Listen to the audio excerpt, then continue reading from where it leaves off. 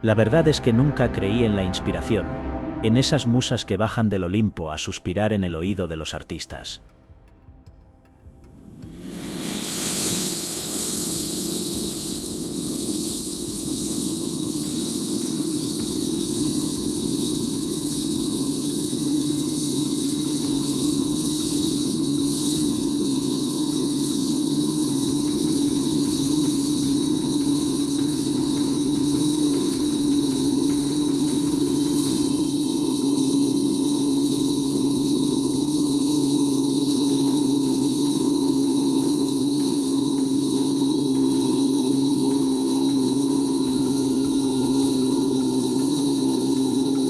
Pero entonces lo vi, a él, tras la barra de ese café mugriento y bohemio, y mi mundo se torció, se desdibujó como una acuarela expuesta a la lluvia. Se llamaba Leo, tenía una forma de moverse que me recordaba a un gato salvaje, elegante y cauteloso. Sus ojos, un gris profundo y penetrante, parecían guardar secretos. Secretos que mi pincel anhelaba desentrañar, plasmar en el lienzo. No era solo su belleza física, aunque eso era innegable, era algo más, una vulnerabilidad latente que se transparentaba en cada gesto, en la curva de su sonrisa, en el ligero temblor de sus manos al servir una taza de café.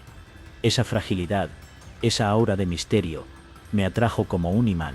Sentí una oleada de algo que nunca antes había experimentado, una obsesión visceral, un impulso irrefrenable de capturarlo todo, de poseerlo, no solo como modelo, sino como algo más. Esa noche, tras dejar el café, supe que mi vida había cambiado para siempre. Fue más fácil de lo que pensé. No hubo grandes discursos, ni promesas rimbombantes. Simplemente le dije que lo necesitaba, que su presencia, su esencia, era la pieza que faltaba en mi último cuadro, en mi vida. Y él, con esa mirada que parecía ver a través de mí, asintió. El estudio era un espacio pequeño, abarrotado, con el olor a trementina y óleo viejo que me era tan familiar como el latido de mi propio corazón.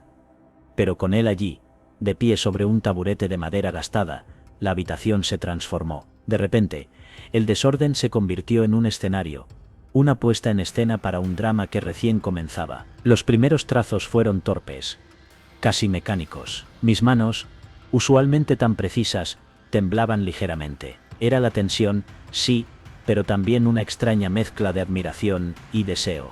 El deseo de capturar más que su imagen, de capturar su alma. El tiempo se diluyó, las horas se convirtieron en minutos, los minutos en segundos. Solo estábamos él y yo, en la intimidad de ese espacio reducido, rodeados por el olor a pintura fresca y el silencio expectante que precedía a cada trazo. Una tensión palpable llenaba el aire, un hilo invisible que nos unía, nos enredaba, y me di cuenta, con un escalofrío que recorrió mi espina dorsal, de que esa tensión era solo el principio. De repente, ya no era suficiente con verlo posar, necesitaba saberlo todo de él, sus horarios, sus amigos, sus miedos. Me convertí en un detective obsesionado, escudriñando cada detalle, cada gesto, cada suspiro.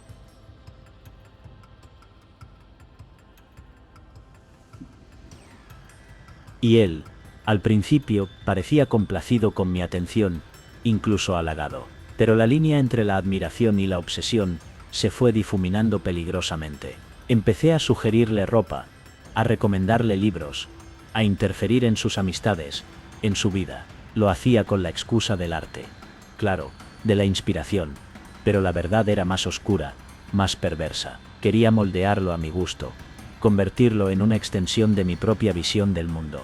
Recuerdo una tarde, mientras posaba para un retrato, notando el sutil cambio en su mirada.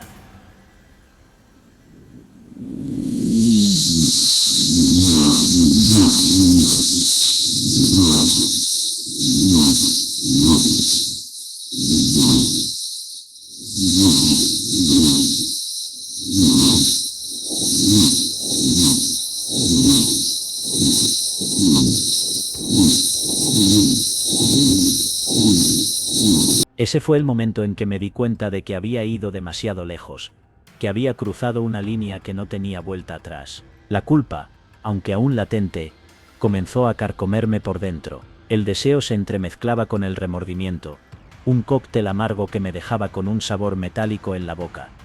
Pero la obsesión, Esa bestia voraz que había despertado en mí, se negaba a ser domesticada. Y eso me aterraba. La manipulación fue sutil al principio, casi imperceptible. Le sugerí que dejara de trabajar en el café, que era un ambiente poco inspirador, poco adecuado para él. Le ofrecí un pequeño apartamento, cerca de mi estudio, un lugar tranquilo donde pudiera concentrarse en posar para mí. Parecía agradecido, ingenuo. Yo, en cambio, sentía un placer perverso con cada pequeño acto de control. Luego vinieron las amistades. Le dije que algunas personas no lo entendían, que eran una influencia negativa en su desarrollo artístico. De forma gradual, fue apartando a sus amigos, a su familia. Al principio, lo hacía con dudas, pero mis argumentos, siempre envueltos en una capa de aparente preocupación, terminaron por convencerlo. Su ropa, su corte de pelo, sus hábitos, todo estaba bajo mi control. Lo vestía como a una muñeca, lo peinaba como a un maniquí, le imponía rutinas que él seguía sin rechistar. Era un títere en mis manos, hermoso, obediente, completamente a mi servicio. Y yo, ciego por mi obsesión, lo disfrutaba, o eso creía. La verdad es que nunca pensé que llegaría tan lejos. La culpa seguía allí, como una sombra persistente, pero la satisfacción de tenerlo completamente bajo mi control, de poseerlo en cada aspecto de su vida, era demasiado poderosa. Pero, ¿hasta cuándo podría durar esta ilusión? ¿Hasta cuándo podría mantenerlo atado a mi juego? Empecé a cambiar, o mejor dicho, la máscara que había usado durante tanto tiempo comenzó a resquebrajarse. Las noches sin dormir, la obsesión por Leo, el vino barato, todo contribuyó a un cambio en mi personalidad. De repente, era impredecible, irritable, pasando de la euforia a la ira en cuestión de segundos. Mi genio creativo se mezclaba con una inestabilidad peligrosa. Leo lo notaba, lo veía en mis ojos, en mis movimientos bruscos, en el tono de mi voz. Antes había admiración, ahora había miedo. Ese miedo me excitaba, de una forma enfermiza, perversa. Me gustaba verlo temblar, sentir su vulnerabilidad, ese control que ejercía sobre él, aunque fuera a través de mi propia inestabilidad. Hubo una noche, recuerdo, en la que grité. Le grité por una tontería, una insignificancia. Él se encogió, temblando, sus ojos llenos de lágrimas. Y en ese instante, vi mi reflejo en su miedo. Vi al monstruo que me estaba convirtiendo, al hombre que estaba perdiendo. Pero la máscara, aunque resquebrajada, aún no se había caído del todo. La obsesión era demasiado fuerte, el deseo demasiado poderoso. Seguía necesitando a Leo. Necesitaba su miedo, su sumisión, su belleza, para crear, para existir. Y eso me hacía sentir horriblemente vacío. La verdad es que lo admiraba. Su talento era brutal, una fuerza desatada que podía plasmar en el lienzo cualquier emoción, cualquier sentimiento. Sus cuadros eran ventanas a un mundo oscuro y fascinante. Un mundo que a veces me daba miedo, pero que también me cautivaba. Pero el miedo se estaba apoderando de mí. Su comportamiento era errático, impredecible. Un minuto estaba encantador. Al siguiente, era un volcán a punto de erupcionar. Sentía su obsesión como una mano fría que me apretaba el corazón, que me asfixiaba. Me sentía atrapado en una telaraña de admiración y terror. Por un lado, estaba fascinado por su talento, por su capacidad de crear mundos a través de su arte. Por otro, sentía un miedo profundo, un presentimiento de que algo malo estaba a punto de ocurrir. La tensión era palpable. Cada sesión de pintura era una prueba, un juego de gato y el ratón. El aire estaba pesado, cargado de una energía que podía estallar en cualquier momento. Sabía que tenía que hacer algo, pero la duda, el miedo, me paralizaban. Y en ese silencio tenso, en esa atmósfera cargada de peligro, el tiempo se detuvo. Esa noche, después de una sesión particularmente intensa, Julian me miró de una forma que me heló la sangre. No era la mirada del artista, ni la del amante, sino la de un dueño, un poseedor. Y en ese instante, comprendí el verdadero precio de mi inspiración, mi libertad. No era solo la manipulación sutil, las insinuaciones, las órdenes veladas. Era algo más profundo, algo que se colaba en mis sueños, en mis pensamientos. Me sentía como un personaje en una de sus obras maestras, un personaje condenado a un destino que no podía controlar. Julian me veía como una fuente inagotable de inspiración, una materia prima para su arte. Y yo, en mi ingenuidad, en mi admiración ciega, lo había permitido. Había permitido que mi propia vulnerabilidad se convirtiera en el precio de su genio. El peso de esa realidad me aplastaba. El talento de Julian era innegable, pero el costo era demasiado alto. Mi libertad, mi identidad, mi alma, todo estaba siendo consumido por su voraz necesidad de creación. Y en ese momento de terrible claridad, supe que tenía que escapar. Tenía que encontrar una forma de salir de esa jaula dorada antes de que fuera demasiado tarde. Fue una tarde cualquiera. Julian estaba trabajando en un nuevo cuadro. Uno que me mostraba por primera vez, con una crudeza desgarradora. No era yo. Era una versión distorsionada, casi monstruosa de mí mismo. Vi mi propia vulnerabilidad reflejada en esa pintura, pero no como belleza, sino como una presa atrapada. En un rincón del estudio, encontré un diario. No era mío, era de Julian. Sus palabras, escritas con una caligrafía elegante pero frenética, revelaron la verdadera naturaleza de su obsesión. No era inspiración, era posesión. No era arte, era control. Leí sobre sus fantasías, sobre sus deseos, sobre su necesidad de poseerme completamente. No era un artista que buscaba musa, era un depredador que había encontrado a su presa. La frágil ilusión se desmoronó, dejando tras de sí un vacío aterrador. Sentí un escalofrío que recorrió mi cuerpo. El terror mezclado con una rabia fría me inundó. No era solo miedo a Julian, era el miedo a mí mismo, a mi propia ingenuidad, a mi propia ceguera. Había confiado en él, en su arte, en su aparente bondad, y había pagado un precio mucho más alto del que jamás imaginé. Intenté escapar. De verdad que lo intenté. Borré mi número de su teléfono, dejé de contestar sus llamadas, incluso intenté bloquearlo en las redes sociales, pero era como intentar huir de mi propia sombra. Él siempre encontraba la manera de volver a mí, de arrastrarme de nuevo a su mundo. Su manipulación era sutil pero efectiva. Unas palabras dulces, una mirada tierna, una promesa de un futuro juntos, y mi resistencia se derrumbaba. Se disculpaba por sus arrebatos, por su obsesión.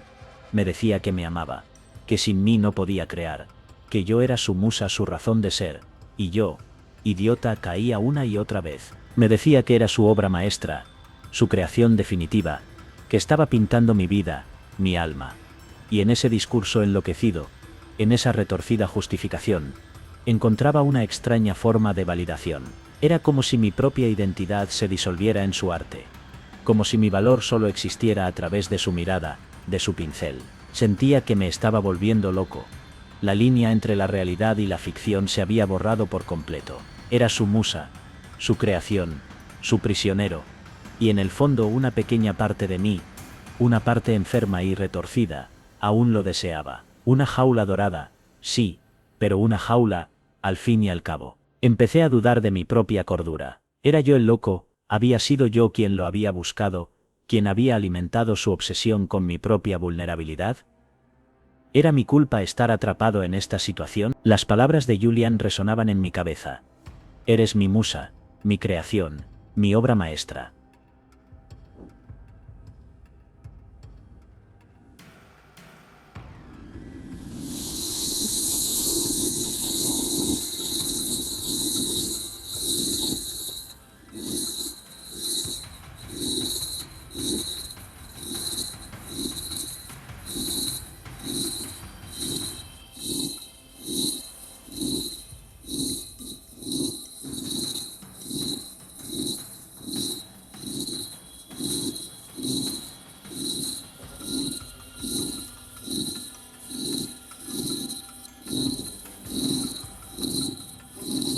¿Era mi valor inherente, o era algo que él me había dado? Algo que existía solo a través de su arte. Me sentía atrapado en una espiral de autoculpabilidad.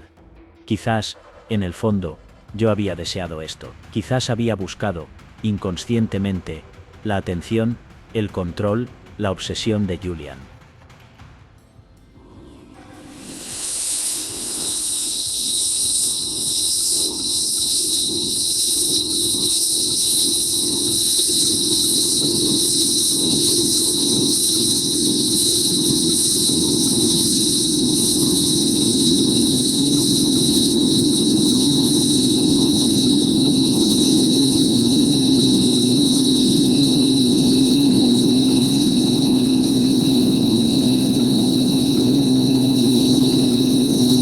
Pero ¿y si no era así? ¿Y si todo era culpa de Julian? Esa duda, esa pequeña chispa de esperanza, se aferraba a mi mente como un clavo ardiente. Tenía que liberarme de esa sombra de la duda.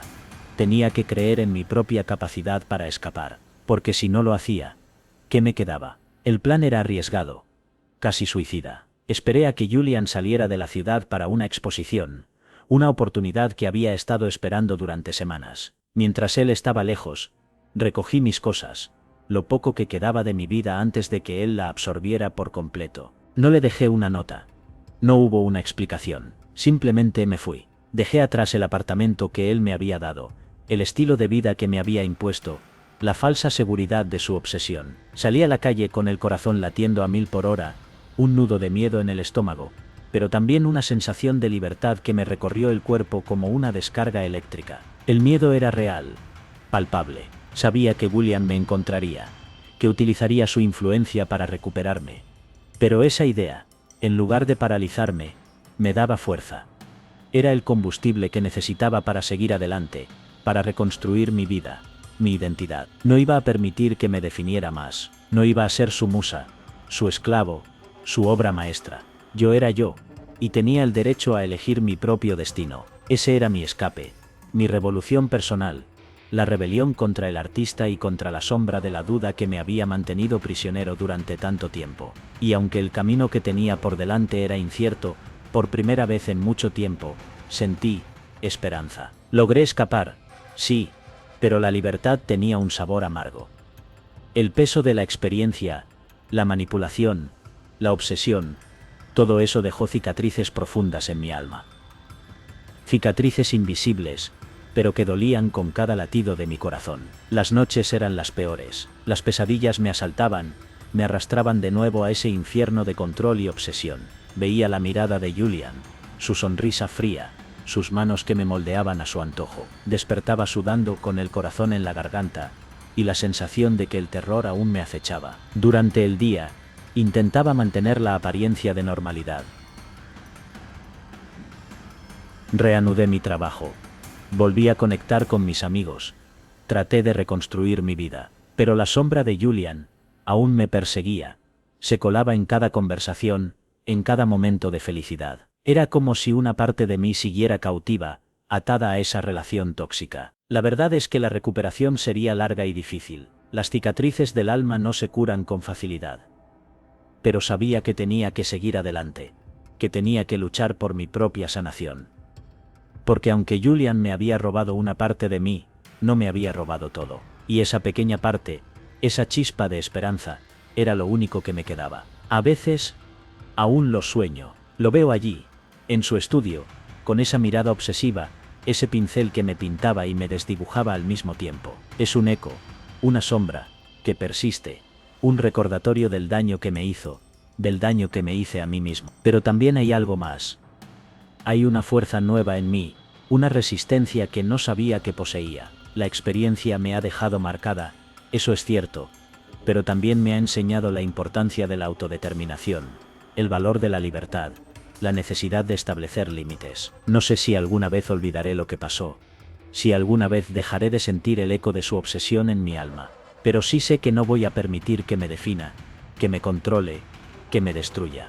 He aprendido a reconocer la toxicidad, a establecer límites, a protegerme. La historia de Julian y yo es una advertencia, un recordatorio del poder destructivo de la obsesión, de la toxicidad en las relaciones. Pero también es una historia de supervivencia, de resiliencia, de la capacidad del espíritu humano para sanar, para reconstruirse, para encontrar la luz incluso en las sombras más profundas. Si quieres saber más sobre cómo he seguido adelante, sobre mi camino hacia la sanación, suscríbete. Hay mucho más por contar.